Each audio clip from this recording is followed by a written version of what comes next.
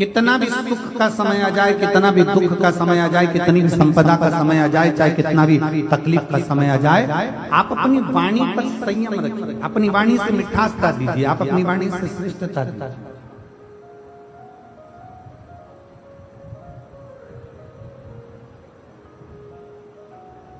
एक बड़ी सुंदर कथा शिव महापुराण के अंदर आती है।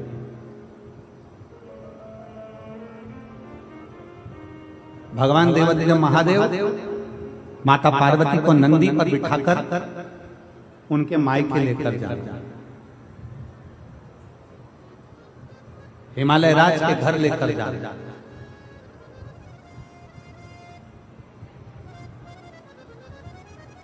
माता पार्वती जी नंदी पर विराजमान है। भगवान शंकर माता पार्वती को लेकर जा रहे हैं। पार्वती जी मायके जा रही हैं और मायके जाते जाते जाते जाते बीच में पार्वती जी ने शंकर भगवान से थोड़ी देर नंदी रोकने को कहा। बाबा आप थोड़ा नंदी को रोकेंगे? बाबा आप थोड़ा नंदी को रोकेंगे? भगवान ओघड़दानी भगवान शंकर नंदी को रोकने के लिए नंदी को आदेश देते हैं, नंदी रुको। नंदी रुक जाता है। प्रभु आज्ञा।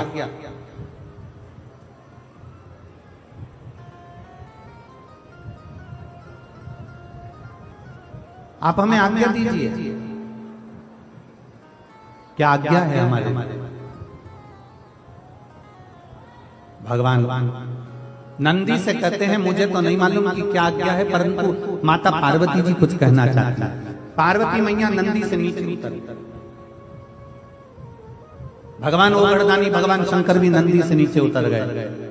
पार्वती जी भगवान देवादिदेव महादेव का हाथ पकड़कर एक बट वृक्ष की छांव में लेकर चले। एक बट वृक्ष की छांव। शिव महापुराण की कथा कहती है जिंदगी में कितना भी दुख आकर खड़ा हो जाए, कितनी भी तकलीफ आकर खड़ी हो जाए, कितना भी कष्ट आकर खड़ा हो जाए, आप कर्जे में लगा लूम भी हो जाओ, कितना भी जिंदगी में कर्जा बढ़ जाए, शिव महापुराण की कथा कहती है पर अपनी हिम्मत मत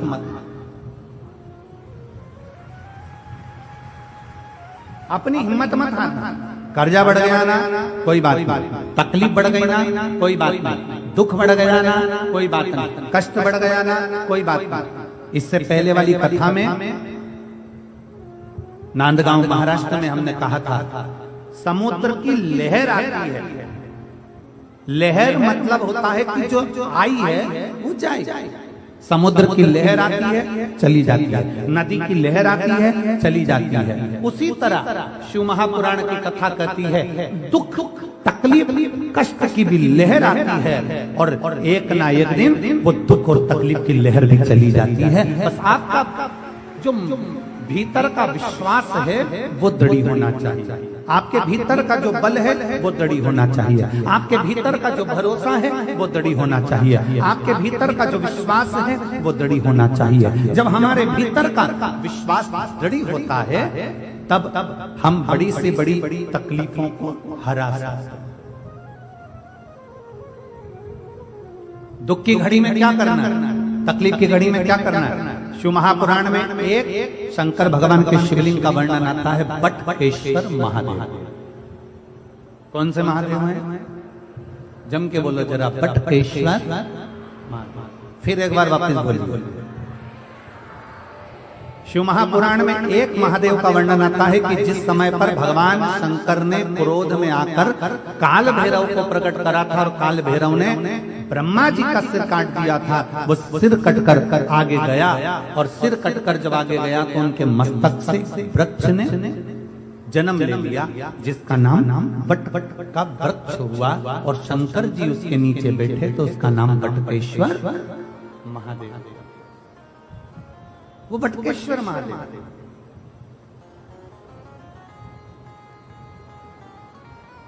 कभी अगर मौका लग जाए और कोई आपसे कह दे कि बहुत कर्जे में लगा लूम हो गए, बहुत तकलीफ में पड़ गए, बहुत कष्ट में पड़ गए, प्रयास करना। अगर कर्जा ज्यादा है तो मेहनत ज्यादा करना।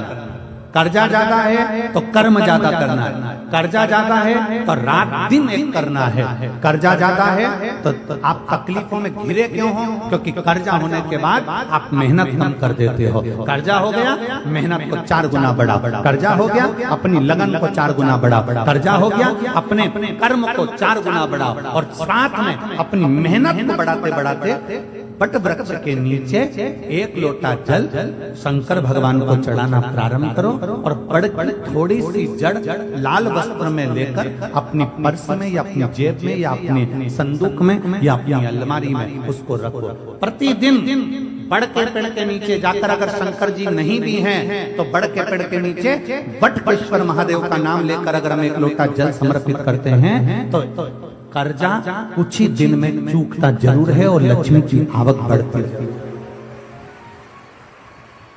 बटकेश्वर महादेव, इसमें केवल बड़ के पेड़ के नीचे जल चढ़ाना नहीं, अपनी मेहनत को 4 गुना करना, अपने परिश्रम को 4 गुना करना, अपनी लगन को 4 गुना बढ़ाना, अपने कर्म को 4 गुना करना। जितनी मेहनत आज तक करते थे उस मेहनत को दुगना बढ़ा लीजिए, 4 गुना बढ़ा लीजिए, और फिर आगे बढ़ जाओ। फिर कहीं ना कहीं परमात्मा तुम्हें संभाल लेगा।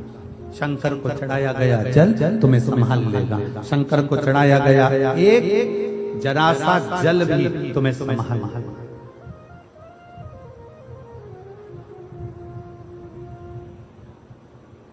शिव का नाम हम तो आप लोगों से भी कहेंगे, प्रैक्टिकल कर कर देखना। कहीं सीहोर वाला महाराज झूठ तो नहीं बोल रहा। प्रैक्टिकल करते रहना चाहिए, प्रयास में लगे रहना चाहिए। और हमने पहले भी कथा में कहा कि प्रैक्टिकल जरूर करो। एक महाराज जी प्रवचन दे रहे थे, प्रवचन में बोल रहे थे मदिरा नहीं पीना चाहिए, शराब नहीं पीना चाहिए। मदिरा पीने वाला व्यक्ति गटर में पड़ा होता है, नाली में पड़ा होता है। उसमें एक महाराज का पहचान वाला बैठा था, उठकर खड़ा हो गया। खड़े होकर बोला, महाराज तुम इतना बड़ा बड़ा प्रवचन दे रहे हो, तुम्हारा सगा भाई पी के तो नाली में पड़ा है, गटर में पड़ा है, और तुम हमको ज्ञान दे रहे हो। अपने भाई को क्यों नहीं समझाते? महाराज जी को क्रोध नहीं आया। महाराज जी ने कहा, भाई मैं भी प्रवचन दे रहा हूँ, मेरा भाई भी प्रवचन दे रहा है, मैं मुख से समझा रहा हूँ, मेरा भाई प्रैक्टिकल करके दिखा रहा है। ये आपकी मर्जी है, आप कैसे समझेंगे आपके ऊपर है। प्रैक्टिकल जरूर करना चाहिए। सीहोर वाले महाराज ने कहा हम प्रैक्टिकल कर कर देखते हैं। सीहोर वाले महाराज ने बोला हम जरा कर कर देखते हैं। और प्रयास करो, एक बार प्रैक्टिकल जरूर करो। जिस दिन बहुत बड़ी समस्या में घिरे हुए हो, बहुत बड़ी तकलीफ में घिरे हुए हो, घर में से 1 लोटा जल भरो, बड़ का पेड़, बट का वृक्ष जहां हो वहां पहुंच जाओ। 2-3 मिनट हाथ में जल लेकर बैठो, और बैठने के बाद अपने मन की कामना कर कर बटकेश्वर महादेव के नाम से बड़ वृक्ष की जड़ में जल डाल दीजिए। 2 दिन 3 दिन अगर तुमने जल चढ़ाया, कितनी बड़ी भी समस्या होगी उसकी राह मिलेगी जरूर, और भोलेनाथ हाथ पकड़ेंगे। बटकेश्वर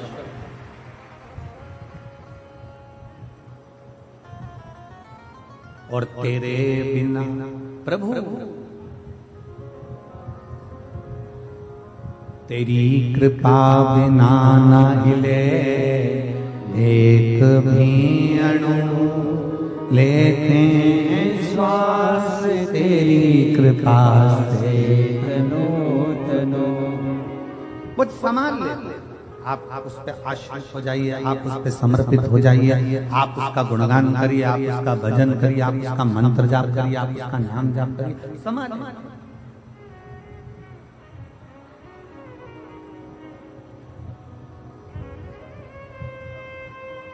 बीमार होते हो,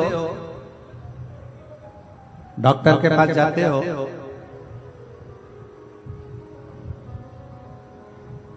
डॉक्टर आपसे कह देगा तुम्हें बड़ी बीमारी हो गई है, शरीर में कष्ट है, दवाई से ठीक होना है कि ऑपरेशन कराना। डॉक्टर पूछेगा, डॉक्टर बोलेगा आपको दवाई से ठीक होना है कि ऑपरेशन कराना। मान लो एकदम तुम डॉक्टर के पास पहुंच गए और डॉक्टर ने कह दिया कि तुम्हारे को ऑपरेशन करना पड़ेगा, तुम्हारे घुटने का ऑपरेशन करना पड़ेगा, तुम्हारी हड्डी का ऑपरेशन करना पड़ेगा, तो तुम डॉक्टर साहब से कहोगे डॉक्टर साहब ऑपरेशन मत करिए, थोड़ा दवाई दे दीजिए ना, दवाई से ठीक हो जाए तो अच्छी बात। बोलो सही है कि गलत है? एकदम तो ऑपरेशन नहीं करा लो। डॉक्टर साहब हमारा ऑपरेशन मत करिए, थोड़ी दवाई दे दीजिए। डॉक्टर बोलेगा क्यों? अच्छी दवाई दे दो जिससे मेरा रोग ठीक हो जाए, अच्छी दवाई दे दो जिससे मेरी बीमारी ठीक हो जाए। डॉक्टर पूछेगा तुम ऑपरेशन कराओगी या दवाई खाओगी, तो उसमें से दो ऑप्शंस में से एक ऑप्शन आपको चुनना है। डॉक्टर से कहना डॉक्टर साहब मुझे दवाई दे दो, ऑपरेशन मत करिए, क्योंकि ऑपरेशन करोगे तो शरीर बेकार होता चले जाता है। ऑपरेशन से शरीर बेकार हो जाता है।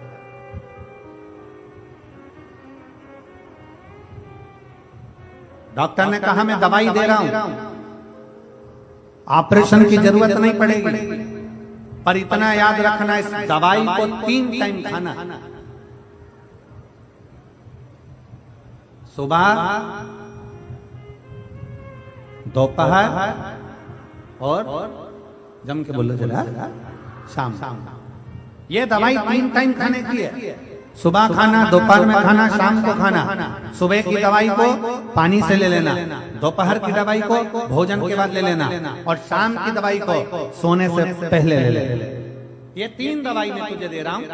रेगुलर खाना, 1 महीने तक खाना, 1 महीने के बाद मैं जांच करूंगा कि ऑपरेशन की जरूरत तो नहीं है। 1 महीने तक तुमने दवाई खाई, दवाई खाने के बाद डॉक्टर के पास गई, डॉक्टर साहब देखो मेरे को ऑपरेशन की जरूरत तो नहीं। डॉक्टर ने जो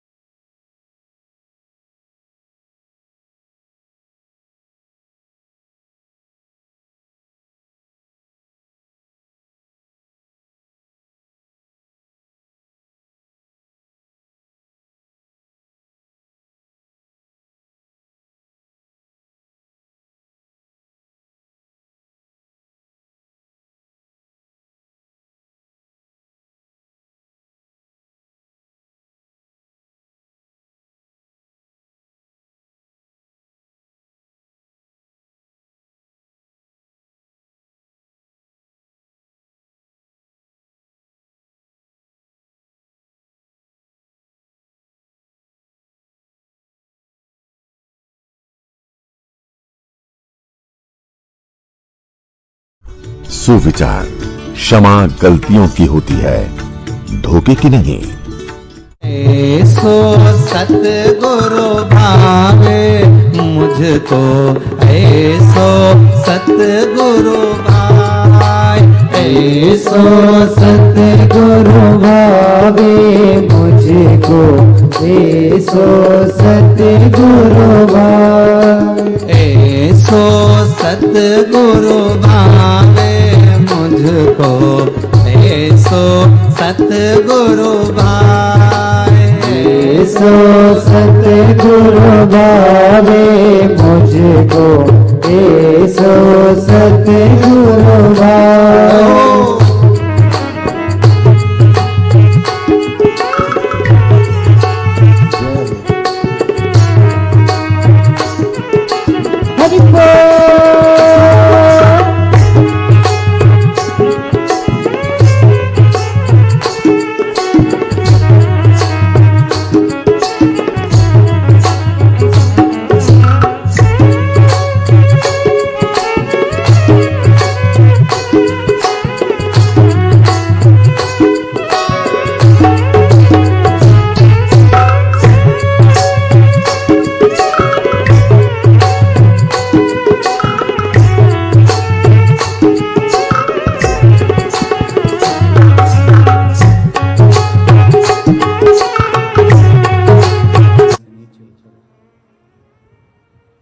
माता पार्वती जी को लेकर शिव जी वट वृक्ष की छांव में पहुंच गए।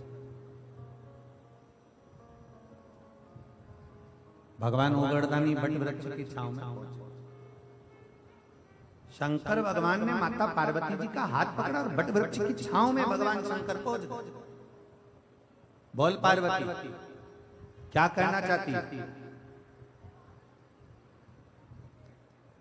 बोलो माता पार्वती, क्या बोलना चाहती हो? क्या कहना चाहती हो?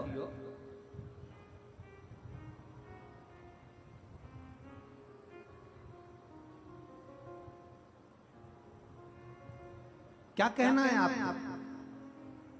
अब पार्वती जी की एक तो नई नई तो शादी हुई और पहली बार तो मायके जा रही है।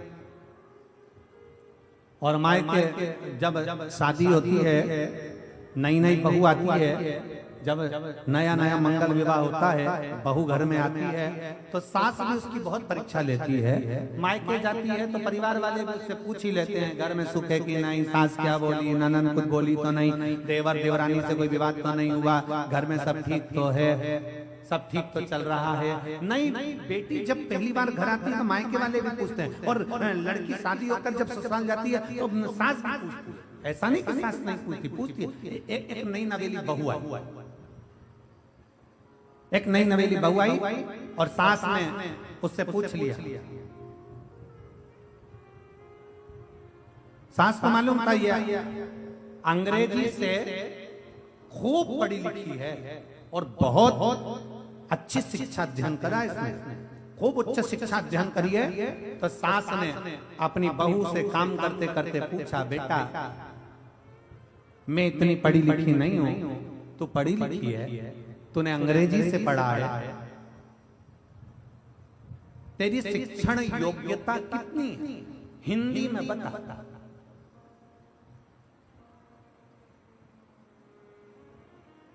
सास ने पूछा तेरी शिक्षण योग्यता कितनी है, हिंदी में बता, क्योंकि मेरे को अंग्रेजी नहीं आती।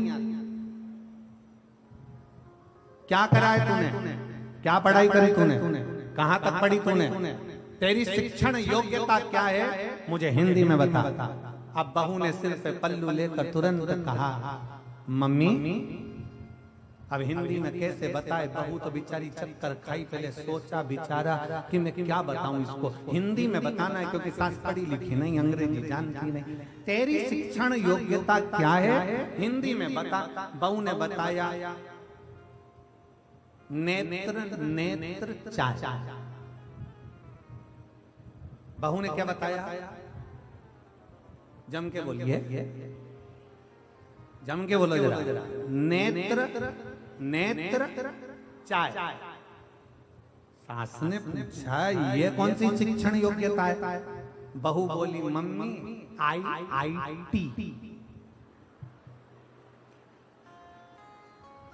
ये कौन सी शिक्षण योग्यता है, तो कहा IIT। सास ने माथा ठोका, हाथ जोड़े, तू जितनी पढ़ी लिखी बेसिक बोल, तू हिंदी रहने, तेरी हिंदी मेरे को समझ में आने, क्योंकि उसने बोल दिया नेत्र नेत्र चाय, आई। सास समझ गई, तू रहने, तेरे बस का। कई बार घर में बड़ी विचित्र विचित्र घटनाएं हो जाती हैं, बहुत विचित्र विचित्र। एक छोटा सा बच्चा खेलते खेलते दादी के पास आ गया, ओ दादी, ओ दादी। दादी बोली, क्या है?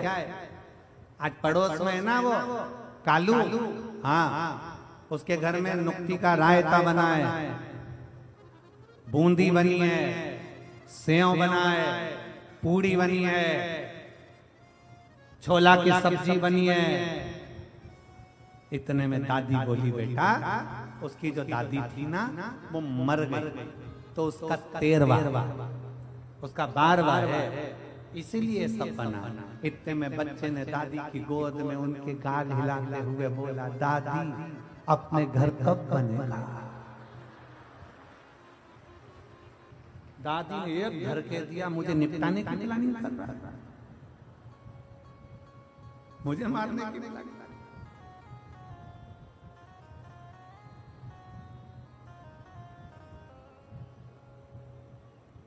घर का भाव दूसरा रहता है। पार्वती जी हाथ पकड़कर शिव जी बटकेश्वर बड़ के पेड़ के नीचे बैठ गए और बड़ के पेड़ के नीचे बैठकर भगवान शंकर ने पूछा पार्वती जी से, बताओ पार्वती जी क्या बात है, क्यों नंदी को रोका गया, मायके जाना क्यों नहीं चाहती, मायके क्यों नहीं जा रही है, रुको जरा बताओ।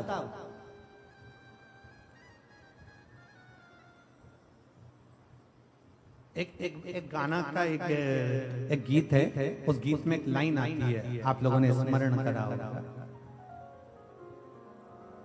ससुराल में इतना प्रेम मिले कि मायके के कभी, क्या है उसको क्या कहते हैं,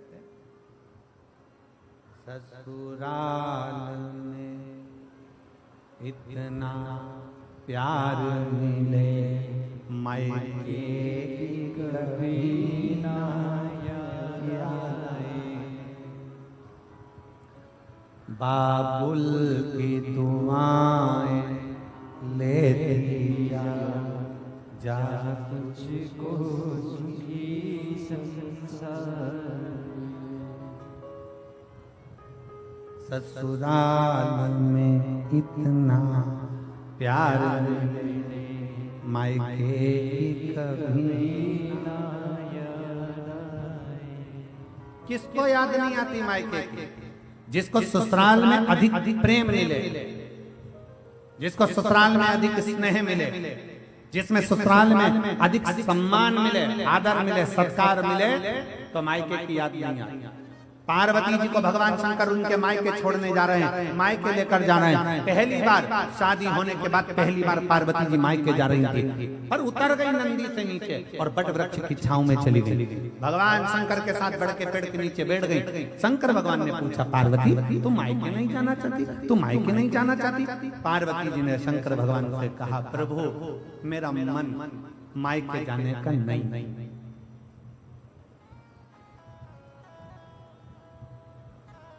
अब कई बहुएं ऐसी होती हैं कि पति उनसे पूछता है कि तुम मायके नहीं जा रही है, पत्नी कह देती है मेरा मन अब की बार मायके जाने का नहीं। फिर पति थोड़ा डिप्रेशन में आ जाता है, क्यों नहीं जा रही, क्या कारण हो गया, उसके सुध में नहीं आया। उसने एक दिन अपनी पत्नी से पूछ लिया कि तुम मायके क्यों नहीं जाना चाहती, क्या हो गया, मायके क्यों नहीं जा रही है? इतने में पत्नी ने कह दिया, अब की बार मैं मायके नहीं जाऊंगी, मैं आपके साथ नैनीताल जाऊंगी।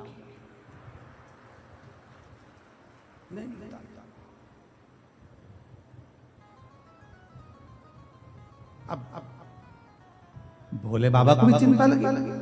शंकर भगवान ने पूछा, पार्वती ऐ पार्वती तुम मायके क्यों नहीं जाना चाहती? पार्वती जी ने कहा, मैं मायके नहीं जाना चाहती। क्यों नहीं जाना चाहती? पार्वती जी ने कहा, मैं मायके इसलिए नहीं जाना चाहती क्योंकि मेरे मायके में जब मैं सती बनकर जन्मी थी तब दक्ष प्रजापति मेरे पिता ने तुमको श्राप दिया था कि तुम शमशान में निवास करोगे, शमशान में रहोगे। मेरा पति शमशान में रहता है, तो मुझे मायके नहीं जाना। मेरा आपसे निवेदन है, जहां तुम रहते हो शमशान में, अब मुझे वहां जाना है, मुझे वहां ले जाओ।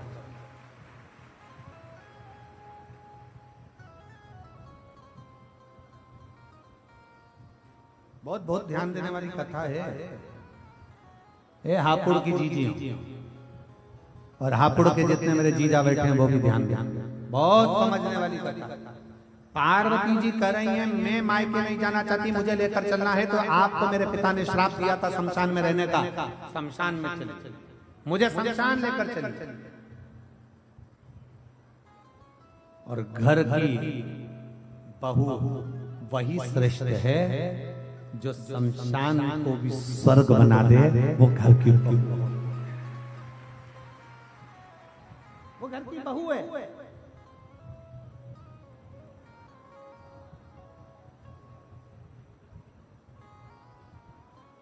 पहले के जमाने में लड़कियां डरती थी शादी करने में, सास कैसी मिलेगी, ससुराल कैसा मिलेगा। आज के जमाने में सास ससुराल पूरा डरता है, जगदम्बा कैसे आएगी? पूरा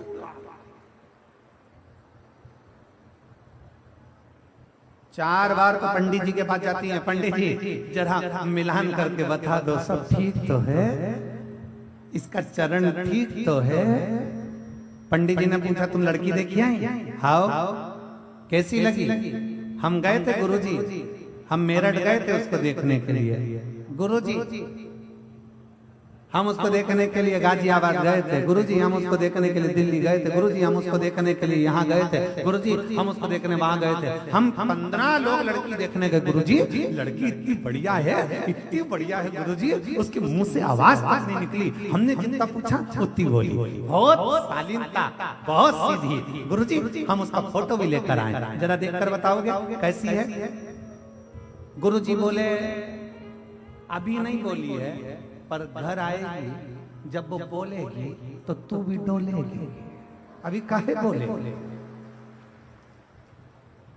अभी उसको आफत मोल लेना है, शादी करेंगे। पहले का समय था लड़कियां डरती थी, सास कैसी मिलेगी, ससुराल कैसा मिलेगा, परिवार कैसा मिलेगा, कौन कैसा मिलेगा।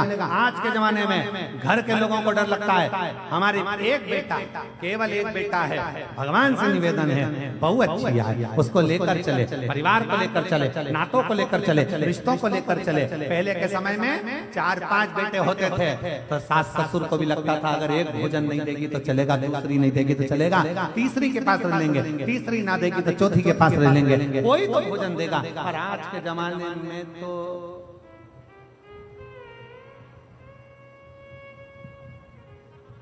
हम 2, हमारे 2, बाकी के घर में जो आए उनको बाहर। अब लेन देकर केवल एक बेटा, एक बहू और बहू एक, और मन में भाव आए कि मेरी बहू आए तो बहुत अच्छी आए, समझदार आए, समझ के अनुकूल आए, सम्मान करे, आदर करे, सत्कार करे। और फिर निवेदन करूंगा इस व्यासपीठ के माध्यम से, हापुड़ की इस पवित्र भूमि से, नवरात्र के पावन अवसर पर ना कभी सास बुरी होती है, ना कभी बहू बुरी होती है। मेरा कोई बेटी कभी बुरी नहीं होती, ना सास बुरी है ना बहू बुरी है। बहू अगर बुरी होती तो सास अपने जेवर तोड़वा कर शादी में बहू के लिए जेवर नहीं बनवाती, और अगर बहू बुरी होती तो अपने पिता का घर छोड़कर तेरे घर नहीं आती। दोनों बुरी नहीं, बुरी दोनों नहीं है, बस थोड़ा सा समय का चक्र, थोड़ा सा समय ऐसा आ जाता है जिस समय के अंदर व्यक्ति को थोड़ा सा काल चक्र घेरने लगता है तो घर में थोड़ा मन मिल नहीं पाता, स्थिर नहीं हो पाता, तो विवाद खड़ा हो जाता है। इसलिए शिव महापुराण की कथा कहती है कि थोड़ा बेकार जो समय चल रहा है, काल चक्र जो चल रहा है, गलत समय चल रहा है, इसको थोड़ा सा दूर हट जाए उतना इंतजार करो। थोड़ा शंकर जी को जल चढ़ाकर प्रयास करो कि मेरा दुख का जो समय है वो टल जाए, दुख की घड़ी है वो निकल जाए, ऐसा समय आए कि मेरा जीवन सार्थक हो और मेरा घर भी सार्थक हो, मेरा जीवन सार्थक हो, मेरा घर भी सार्थक। और फिर निवेदन है, मत बुरे कर्म कर बंदे वरना पछताएगा, भगवान की आंखों से तू बच नहीं पाएगा, तू बच नहीं पाएगा। अरे ओ अज्ञानी मत कर नादानी, अरे ओ अज्ञानी मत कर नादानी, तेरे कर्म का फल भी तो ही पाएगा, जैसा किया तूने तेरे आगे आएगा। मत बुरे कर्म कर वरना पछताएगा, भगवान की आंखों से तू बच नहीं पाएगा, तू बच नहीं पाएगा। कुछ श्रेष्ठ करने का प्रयास कर, कुछ अच्छा करने का प्रयास कर, कुछ श्रेष्ठता देने का प्रयास कर। बोलो पार्वती क्या कहना चाहती है? मायके क्यों नहीं जाना चाहती? बोल मायके क्यों नहीं जाना चाहता? किस लिए? क्या चाहती? पार्वती जी ने कहा मुझे मायके नहीं जाएंगे, मुझे मायके नहीं, आप कृपा कर दीजिए, मुझे शमशान लेकर चलिए। शिव प्रसन्न।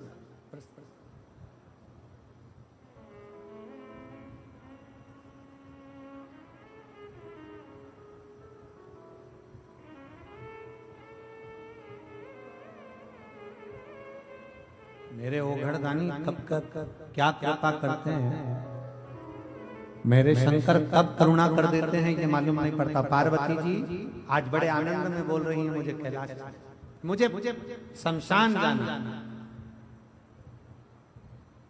और दुनिया का केवल एक ही स्थान है जहां अमीर गरीब सबकी शान सम है, इसलिए उसका नाम सम शान है। अमीर जाता है वो भी बांस में, गरीब जाता है वो भी बांस पे, अमीर जाता है वो भी घास पर, गरीब जाता है वो भी घास पर, अमीर जाता है वो भी सफेद कपड़े में, गरीब जाता है वो भी सफेद कपड़े में, अमीर जाता है वो भी राख का ढेर बन जाता है, गरीब जाता है वो भी राख का ढेर बन जाता है, बादाम खाने वाला जाता है तो भी राख बन जाता है, और गुलाब जामुन खाने वाला जाता है वो भी राख बन जाता है, सूखी रोटी खाने वाला जाता है वो भी राख बन जाता है। जिस जगह पर अमीर और गरीब का कोई भेद नहीं है, जो जाता है वो बांस पर जाता है। हाँ, तुम्हारे यहाँ पर इधर हापुड़ में अगर डनलप के गद्दे पर जाते हो तो बात दूसरी।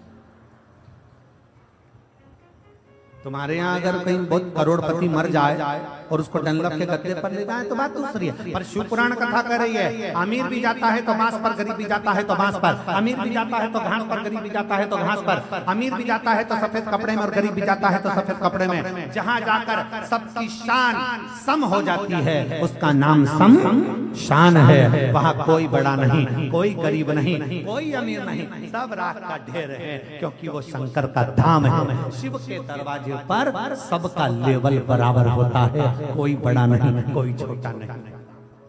शिव शिव है।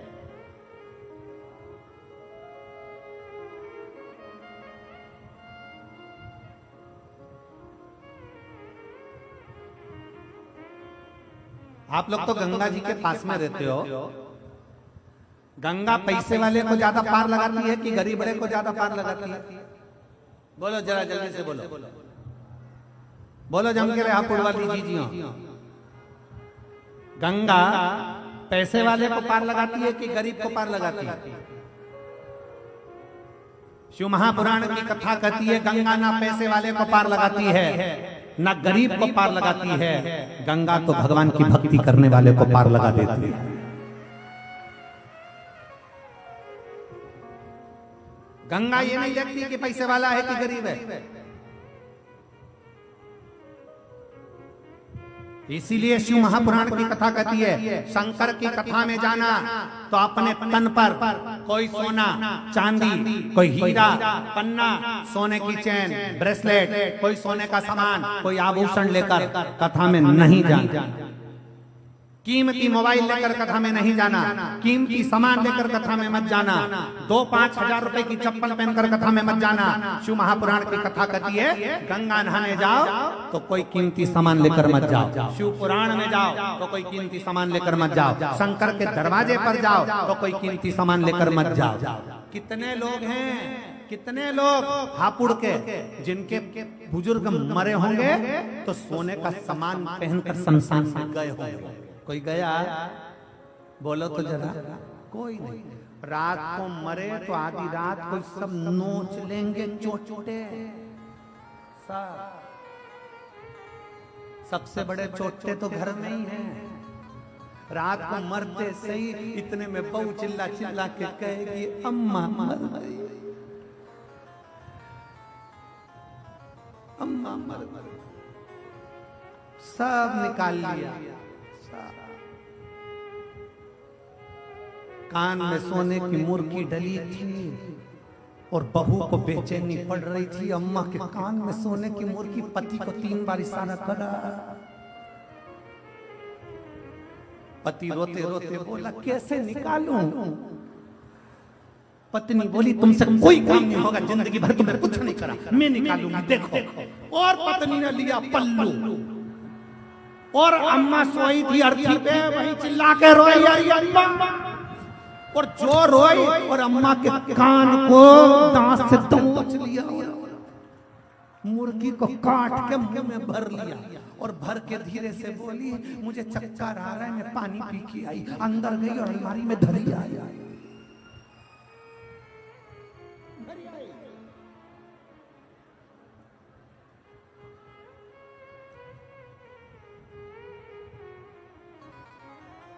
इसीलिए कहते हैं मेरे बाबा के दरबार में सब लोगों का खाता। मेरे बाबा के दरबार में सब लोगों का खाता है। शंकर के दरबार में सब लोगों का खाता। मेरे बाबा के दरबार में सबका खाता है।